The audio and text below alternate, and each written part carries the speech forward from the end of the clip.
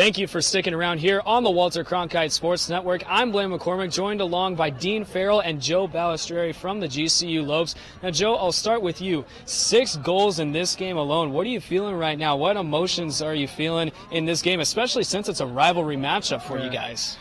Teams moved up and down the conference standings until the last weekend of the season.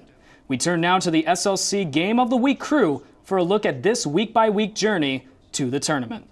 It was the most goals that they beat an opponent by this season as well. But you got to look at the offense and the formation that ASU runs right now. And they run a 3-2-1 offense that you see here. 3 midfielders up top where it really draws the defense up there. And then with the 2 attackmen down here and the 1 behind the cage, it draws the defense out there. So they're spread out every which way. Now, Finn Wells, dummy dodge right here, able to get the sidearm shot for the goal. That's just impressive because the defense is so spread out from the crease that it allows those easy lanes. Now, on this play, a little bit of a fluke, but no worries. Look at Henry Archie. He's staying behind because he knows everybody is trying to get that ground ball. And Henry Archie knows that from his previous experience that he can just go right in front of the cage, get that goal because everybody's so preoccupied with that ground ball. Now, Dean, I got to ask you, 91 points from you last season, and you're right on track with that this season as well. You know, what is the team mentality this season, and especially how is that going to change with the rivalry win here tonight? Manny Rapkin's squad secured the top SLC spot again this year, but it was no easy road to their first round bye.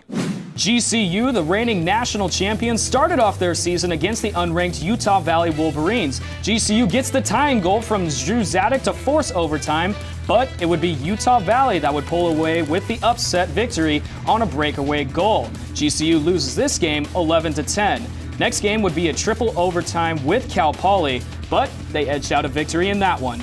With another close one, this time a rematch of the 2015 MCLA National Championship, but GCU proved despite their opening loss, they were for real, taking down the top-ranked CU Buffs. But the 2-game win streak would turn into a 2-game losing streak with an upset loss to the Colorado State Rams and the Boston College Eagles, both of which were at home. The Lopes had smooth sailing in conference play, though. They have not lost a game since March 4th, with only one close call with the Arizona Lax Cats. For more, we send it over to GCU head coach Manny Rapkin. University of Arizona is kind of a dark horse in this situation with the MCLA. We don't really talk about them too much, but they have a 7-3 record along with a number 7 ranking, and especially their goaltender right now. He's got a save percentage of 70 along with a goals allowed average of 6. That's tough for this offense, so they have to keep going. Well, my eyes go right back to the attack. Finn Wells and Rhett Rogers are a dynamic duo out there.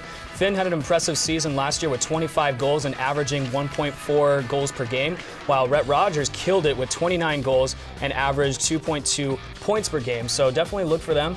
In terms of nuances, my eyes go to Jake Marthins, that third attackman. He's really been working well with the other attackmen right now, and the chemistry has been building tremendously. And that'll just lead to the rest of the team, too.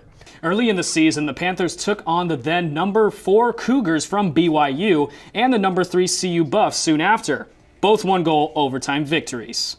And we'll take you to the field right now. Look at this. Junior Brent running down the field, got some wheels on him, and his shot is fast as well, sending in the tying goal against the Cougars. And the hugs would continue for the Chapman Panthers as we take it now to their home stadium where they played Colorado, and a tying goal by none other than Simon Jenkins. Look at this, going downfield, forces it in and forces the overtime period, and goalie Gus Gradinger was doing his part as well, saving the game with only 20 seconds left. And he's got the quick stick to save it, sends it down the field, and Chapman gets away onto the other side of the field, buries one in the back of the net for the winning goal of a score of 13-12. And you look at that goal differential too. 152 goals to the Panthers 240, only 88 against, scoring more than 10 in all but one game. This team making it clear they deserve that number 1 spot atop the MCLA polls. Chapman a first-round bye, but let's get to what action is to come over the weekend, and that's Arizona State hosting USC. What is Chapman going to bring into this game? Well, I mean, both of these teams are powerhouse offenses, and especially from Chapman's. They run things a little bit different. Notice the 1-4-1 and their crisp passing, just one cradle and out, very simple lacrosse. Now, this attackman's going to go behind the left pipe, leaving them in a 2-2-2 formation. And highlighted in yellow, then Dave Aprazizi is able to get that shot right to the top. Now, one part, that's talent. But another part, it's those open lanes that Chapman creates, and that's what's going to affect the Sun Devils in this game. I mean, it's really been a tale of their attackmen, especially for the Lobes. Joe Balistrieri, Dean Farrell, and Drew Zadek connecting with the back of the net multiple times in this game, too. I mean, we saw Zadek with the hat trick, Balistrieri with the saw trick, and an impressive game from Farrell, especially in the assist game, too. So the attack has really been working for the Lobes, and I mean, the style points and Wayne Greniak, 2 behind-the-back goals. My goodness, that's impressive from the Canadian. It was all about defense, especially breaking down in the fourth quarter. They allowed 2 goals within 2 minutes of each other, and we've kind of seen that as a theme throughout this year. 3 out of their 5 losses this season have come within 1 goal of each other. So they just need to keep calm on defense and really possess the ball well and not make those dumb turnovers. Thank you guys for watching your presentation of WCSN's coverage of MCLA lacrosse. For Dean Farrell and Joe Balistrieri, I'm Blaine McCormick, and we'll see you next game. See you next game.